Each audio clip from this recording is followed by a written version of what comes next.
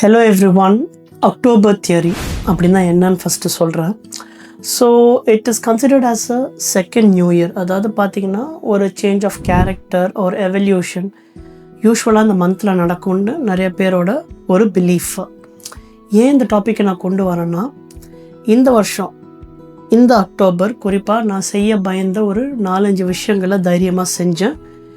And the results were really good for me and complete peace of மைண்டோடு இருக்கேன்.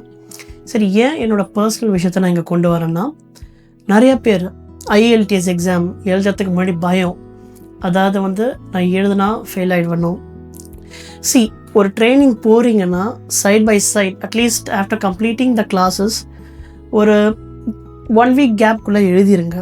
எழுதிட்டு நான் நினச்ச மாதிரி இல்லை, நான் நினச்ச மாதிரி கிளாஸஸ் இல்லை, நான் அவுட்கம் கொடுக்கல, எனக்கு பயமாக இருக்குது, இன்னும் ப்ரிப்பேர் பண்ணோம் அப்படின்ற மாதிரி நீங்கள் ஒரு மைண்ட் செட்டில் வந்தீங்கன்னா ஒரு 1 வீக் 2 வீக்ஸ் ஆகும்போது இன்னும் ஸ்கோர் கம்மியாக தான் ஆகும். So it's not going to help you out.